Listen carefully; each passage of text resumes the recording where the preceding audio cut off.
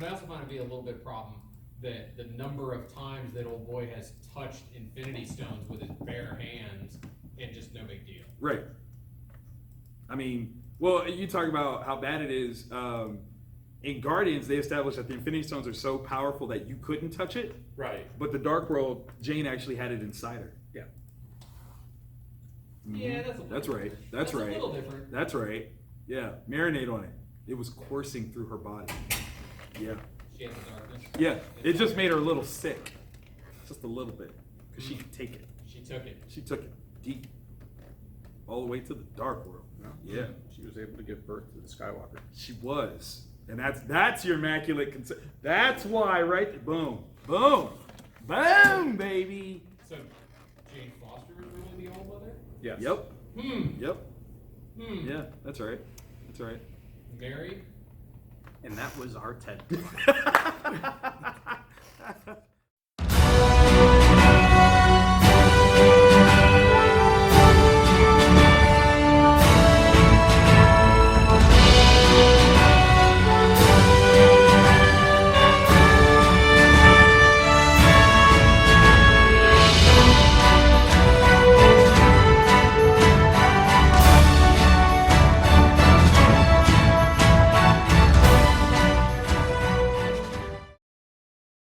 Hello and welcome to a brand new episode of Black, White, and Red All Over. I'm Victor Dandridge. Ryan Seymour. Welcome to the week of Avengers Endgame. Yep. Ladies and gentlemen, it is finally here after 50 bajillion years. It feels like. We finally get to find out. Find out what happens post-snap. Does Thanos get comeuppance? Yeah. What's up with the white costumes?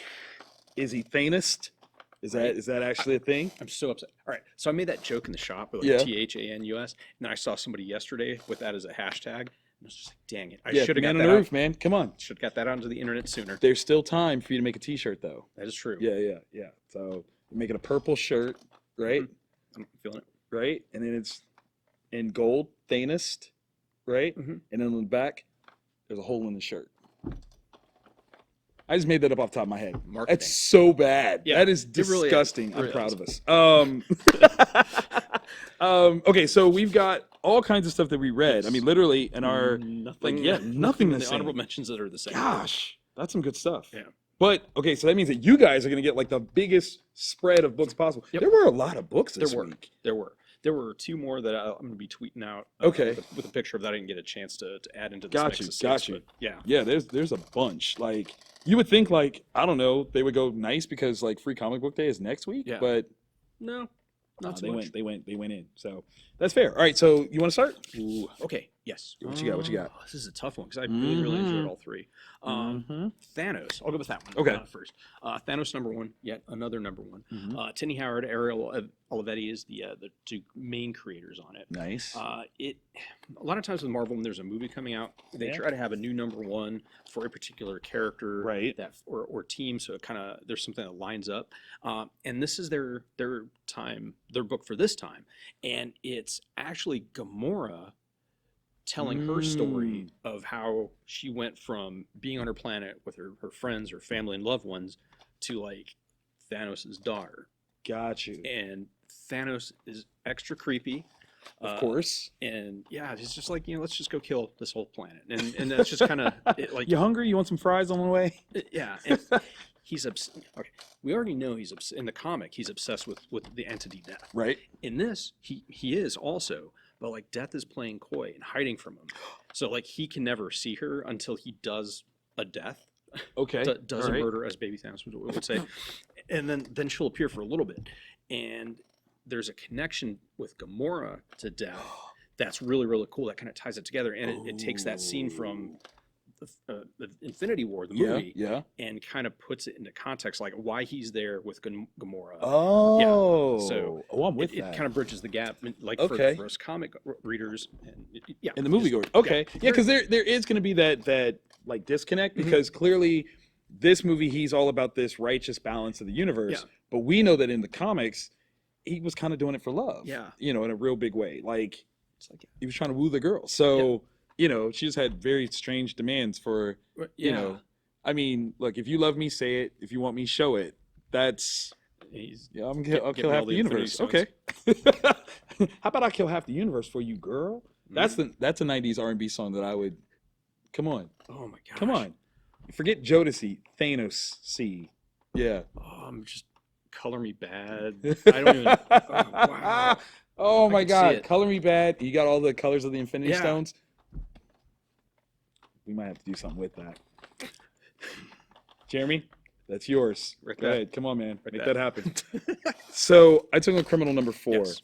And yet again, the characterization build in this series is beyond. Ed Brubaker, Sean Phillips, these guys know crime. Like, I would almost be like, I don't want to have drinks with them for fear that every time that they get together, the feds show up. Makes you wonder, like, have they secretly done some They've crimes? got to, just man. to research? Like, you don't get to write things so realistically without having experienced something. They've definitely spent the night in jail. They've definitely broken into somebody's house at a time or two. But this is, I mean, we're looking at the Lawless family yet again, and it's Ricky, so it's Teague's son. Okay. And I mean, Ricky, for all that he tries to do, man, like he is a whole lot of fail, a big bag of fail. And to see where things are going in this, and they actually make an announcement of what the next issue is going to showcase. So if you've been a longtime fan of Criminal, you need that. Nice. Trust me, the next one you're going to want. But this is bloody good series, man. Like you believe in the people. It's so good. I love it. What else you got? Okay, we're gonna go with Valiant Comics. Punk Mambo #1, written by Cullen Bunn. Adam Gorham is the artist on this one. Cullen has 2 books this week. It's also War of the Realms, Uncanny X-Men #1. Nice. Or no, is it Venom? Venom. Yeah, he has Venom this week. Wait, he's doing Venom? Mhm. I thought it was Donnie. No, for the War of the Realms. It's Oh. Cullen. So Dang it. yeah, Okay. Cullen's getting some royalties this week. What? This one is really, really cool. Okay. If Constantine never stopped being a gutter punk, and instead of I am so listening. instead of being in England, Right? is in Norleans, Oh. which is this really cool, a very Constantine-like character, Right. where she's got, she's totally into magic. Voodoo is one of her like main focuses, Right.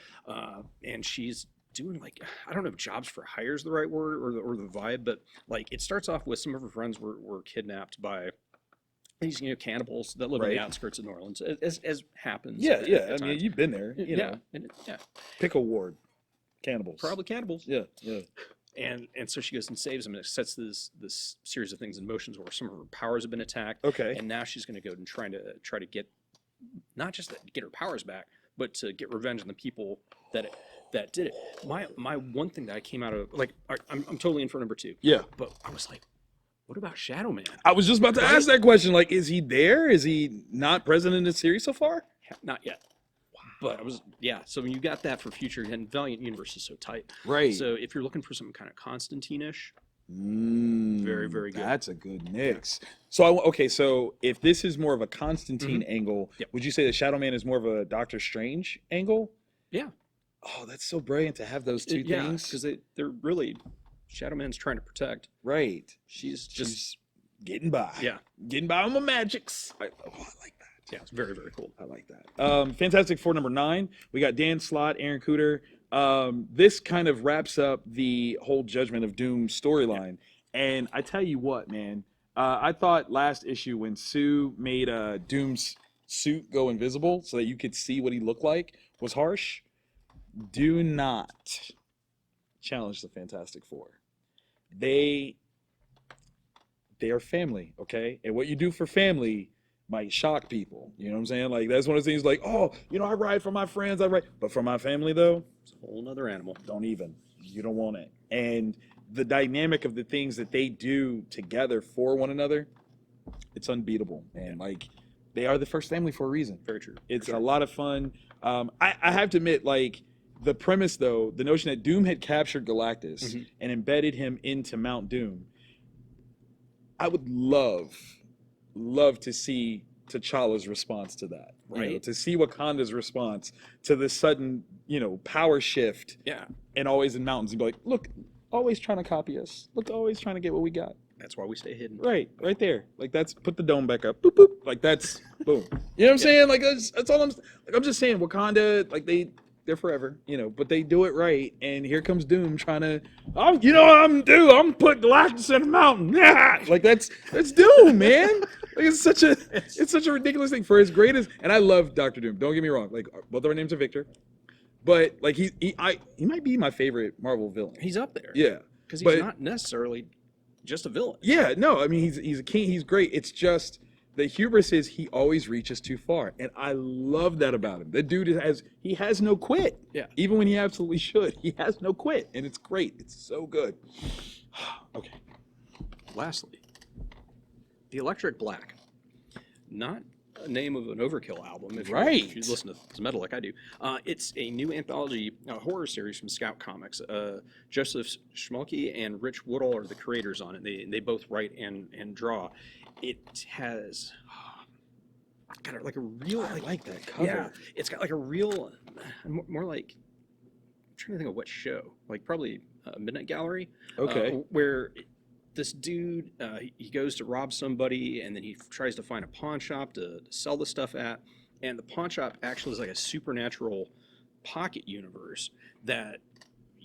The crypt keeper, the shopkeeper, has horror, like actual legit scary ass stories, and all of the items in there have those stories attached to them. And so, like he's looking at a couple different items. Like one of them is a compass, and it's a nautical horror story with a ghost ship and rats. And then the second one is someone trying to get rich quick off of some homeopathic medicines that actually just creates cannibals.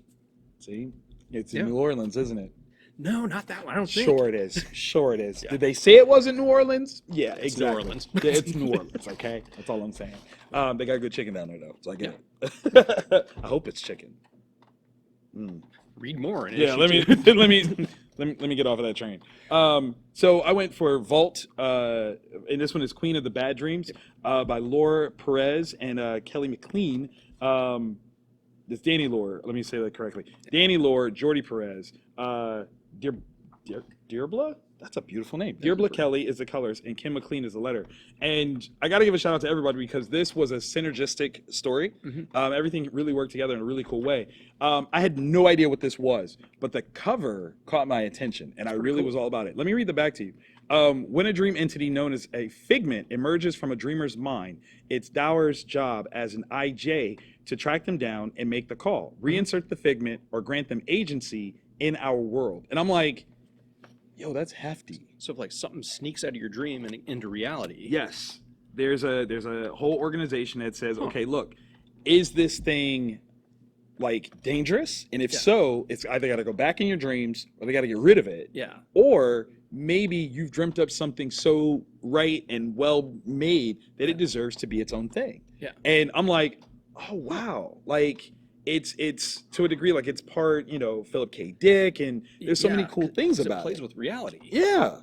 And I think like you've got this context of that. It's like part murder mystery, narration wise, it's How I Met Your Mom. Like there's a lot of things that are really cool about it, and I really like it. Like Vault, I think, is going to be a company to watch. I mean, they've been around for a bit, but I think they are really trying to push the model a little bit and really raise the stakes for the stories that they tell. So it's good stuff. I see what you're doing, and I like it. I like it a lot. So yes. But it was a fun read. I definitely want to check out issue 2. Yeah, definitely. All right. It's time to go to the acrylic. Okay, so we got 2 that are the same. Yes. One that's different. Yes. Where do you want to start? Let's start different. Oh. Do you want to start with my different? Yes, please, because I'm so okay, before you put it up there, was there not enough? Is that what it is? Because I didn't see it over there. We didn't. Like somehow we ran out. We've got more coming in Friday. Okay, thank goodness. Because I'm like, I didn't see it. Oh, yeah, that's why I was like standing around gibbering like.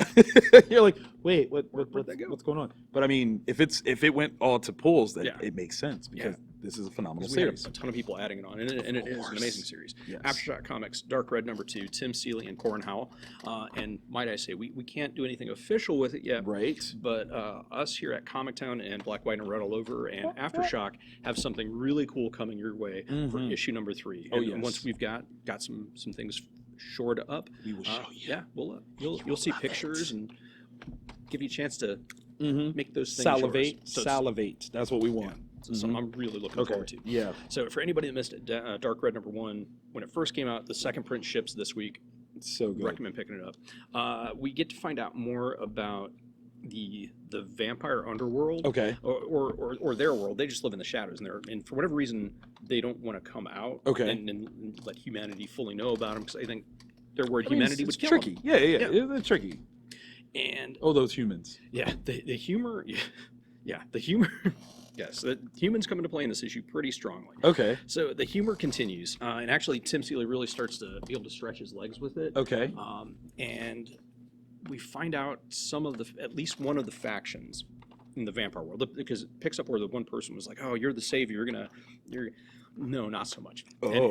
Oh. Well, I mean, they think he's going to be Right. but when he finds out what they're actually selling, Hmm. he wants No parts. part I'm of off this train. yeah, and it sets up what's going to be a really cool conflict, because there's got to be an opposite group, or another group at the far end of the spectrum. Right.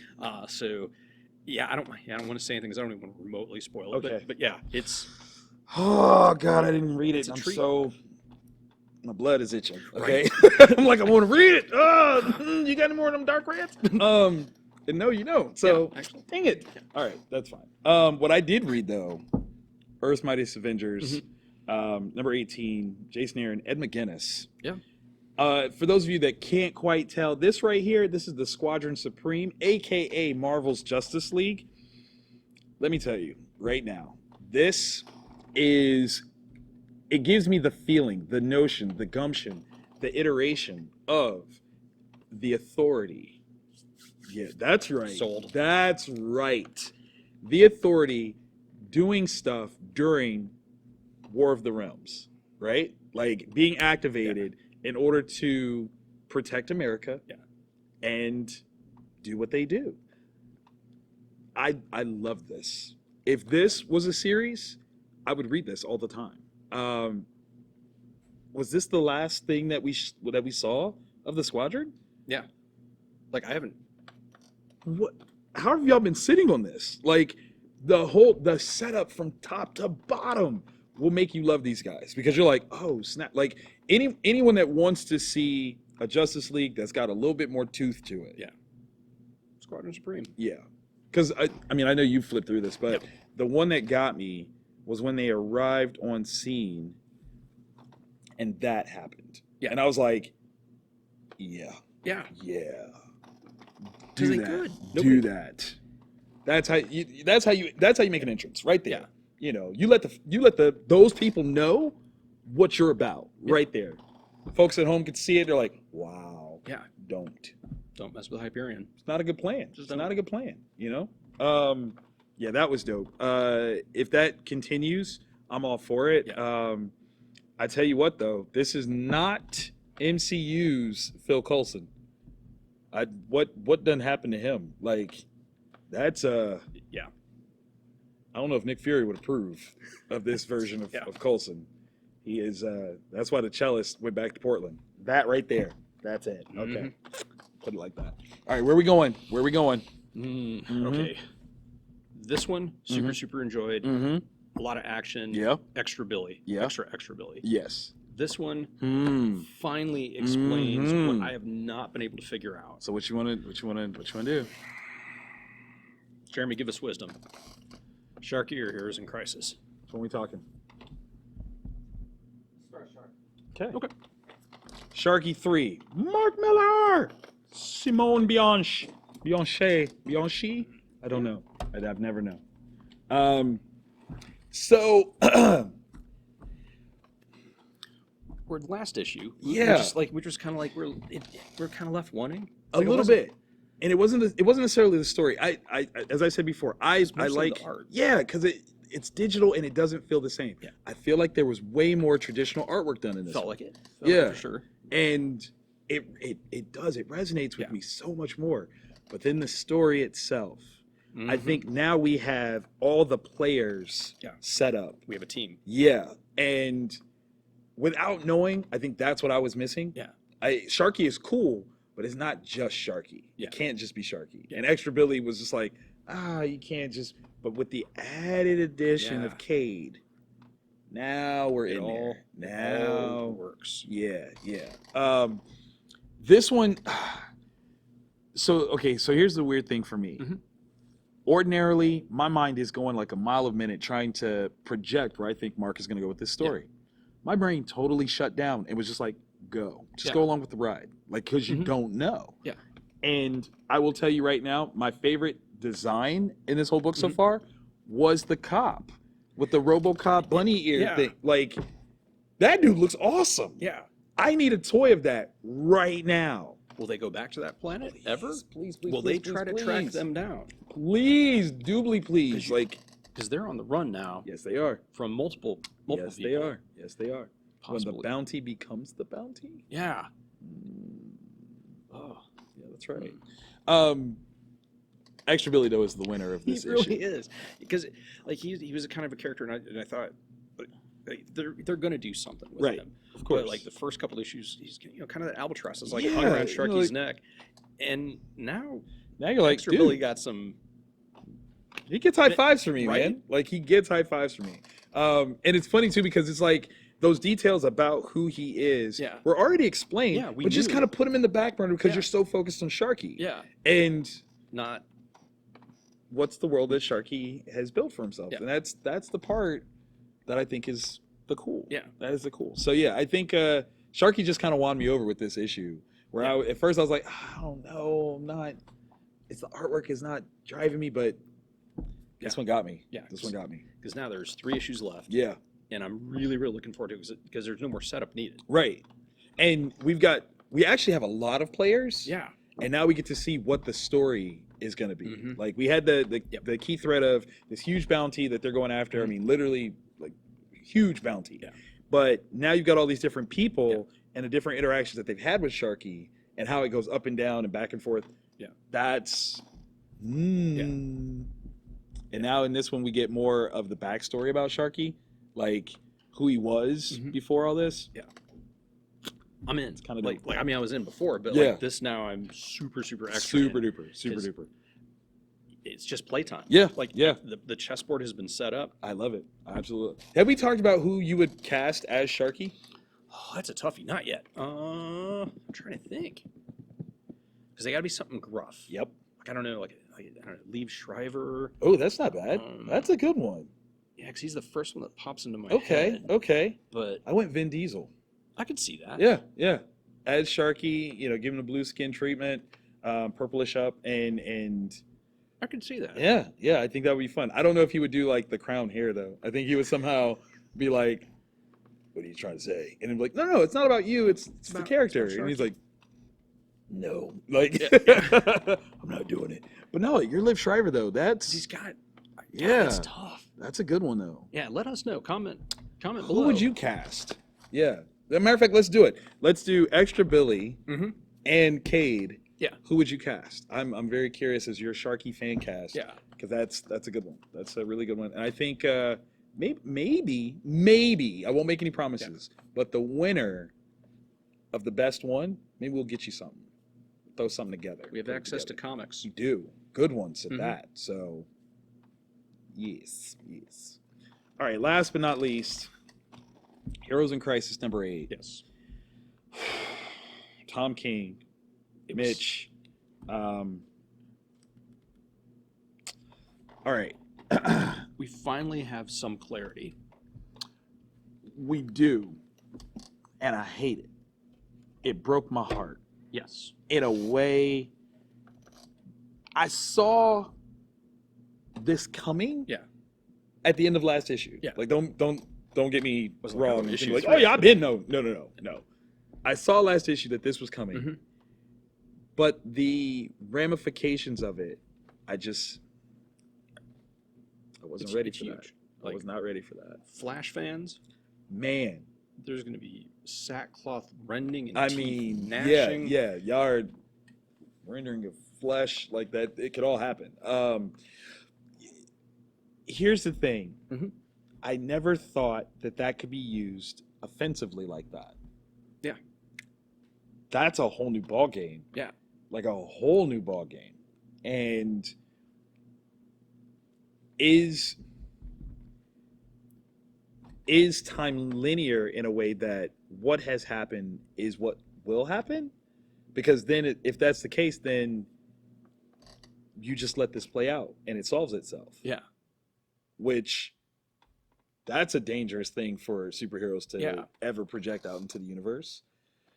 Yeah, because you have access to time travel, Right? so you could tinker with things, Right?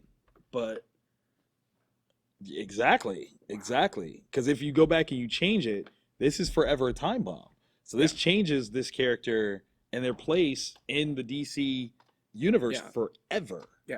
Oh wow! Because even if you do go back and prevent it from happening, you know That this is a thing. Yeah. And their capabilities, I mean, they broke down why they were capable of being able to do all of these things. And when you think about it, they're absolutely right as being the person that is most capable that you would never think would go that far. Yeah. And man, they did they? big time, and like, oh yeah, because even the one sequence where like, is it time? Yeah. Right. And you're like, oh, How? that reservation. Yeah. You had 5 days. Yeah. You had 5 days. It's what it is. Yeah. Oh, that's dark. Yeah. Again, the thing that I don't like about this is I don't like my DC heroes to be run through the mud like this. Like, I really, like, if it's a Batman story, I get it. Batman's dark. You can do that. But not the others. Yeah. Not They're the others. pristine. The good guys are good guys. No. This They're unsullied, but not anymore. Shout out to Game of Thrones. Yeah. This. There's only one issue left. Right. And how do you can't clean this up. Like, there's nothing that you can do with this that somehow makes it better. Right. Nothing. This is going to be the darkest thing to happen for so long. Because what do you do? Is it like a big superpower battle fight? Is it? And then for what? Yeah. I don't know. Yeah. I don't know. This is an emotional battle that really, it hurts. It hurts us.